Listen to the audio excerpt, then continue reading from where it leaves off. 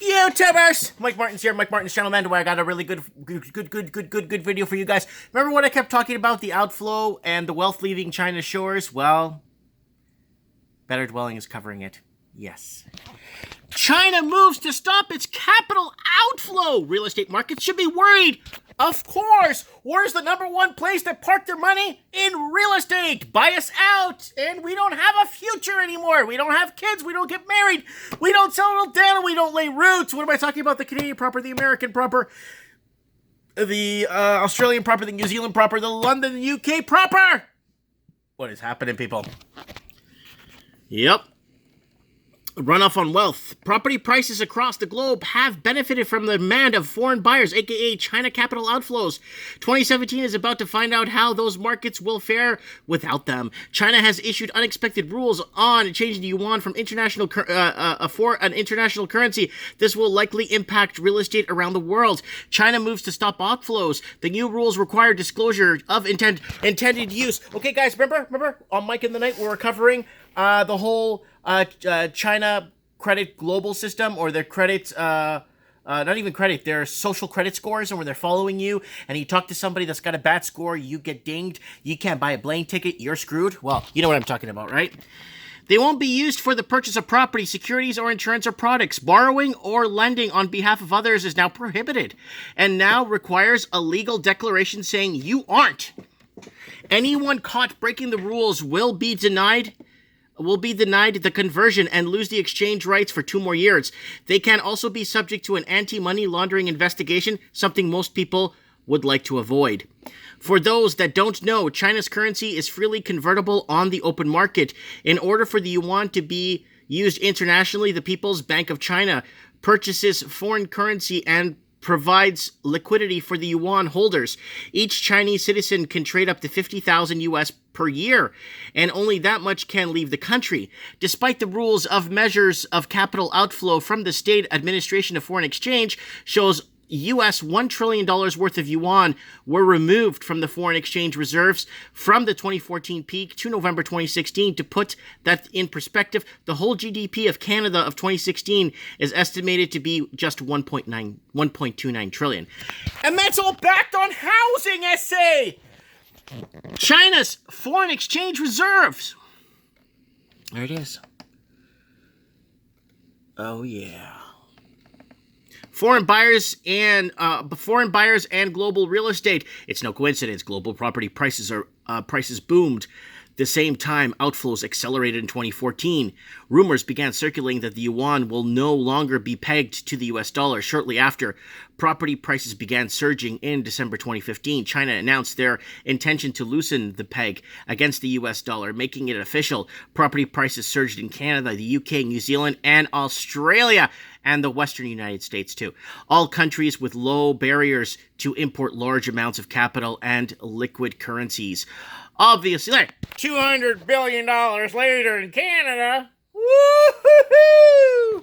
Obviously, not all purchases in these countries were yuan-based investors looking to secure inflationary hedges against their capital. It did, however, add demand, which saw many locals in those countries competing with international investors. Hard numbers are lacking in most countries, but China's largest foreign real estate portal, Jiawei, generated $14.9 billion in Canada sales leads in just 2015. So when people say, "Oh, Mike, this stuff started in 2016, what are you talking about 2012? Listen to me, I say. It's been happening for a long time now. And that's why. How are they going to get you now when you can't buy property and they can't get the young blood in the market and the young people aren't there to buy in the first-time home buyers? How are they going to get you in now? You know how they get you in? They start taxing you. They start taxing you to death. It's the working poor and the middle class that didn't play this game with these rich investors that are now going to have to pay for it. It's the people that didn't pay to play. Now they're going to be paying the debt. With foreign buyers or not, they do exist, and they're a significant driver of the markets. Impact on global real estate markets. So what happens now? That the party might be over. Global markets will likely see a cool down due to the new restrictions and barriers in China. Those are, however, a few factors that throw some major curveball to 2017. The most important being China's underground banks and property liquidity. China has a massive underground banking market, and it's bigger than most experts thought. The industry operates in the shadows, but still does billions of yuan in business. In August 2016, the Chinese government shut down one operation in Shenzhen, handling 40 billion yuan, US 5 billion. The same report also notes that the operation on the border of Vietnam that handled 28 billion yuan, 4 billion US, in just 9 months. No one's sure how many more exist, but these use of these banks could accelerate if the yuan devaluates substantially. This would provide a positive data point for home prices.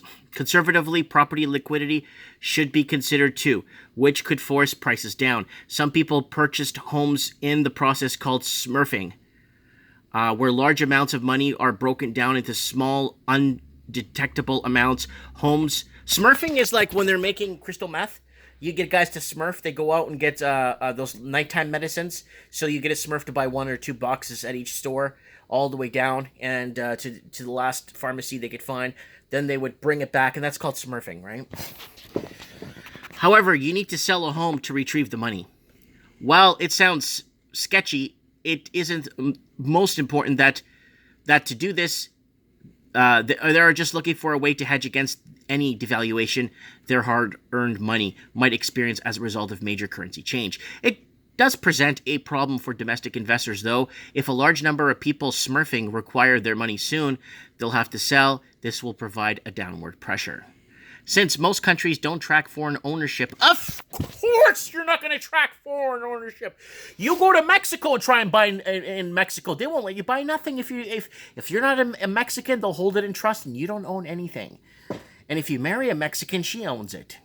So that's how it works in Mexico. They keep very good track in Mexico of who buys foreign. No foreigners could buy in Mexico.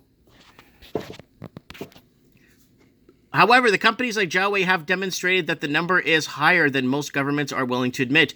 Only time will tell if domestic buyers continue to push the trend without Chinese yuan hedge bets.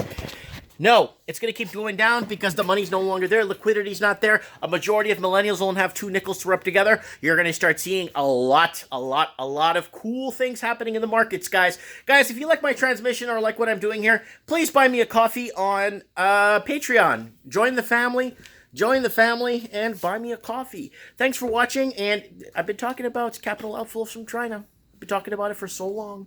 There it is on a digital computer screen for you guys to see. Thanks for watching, and God bless.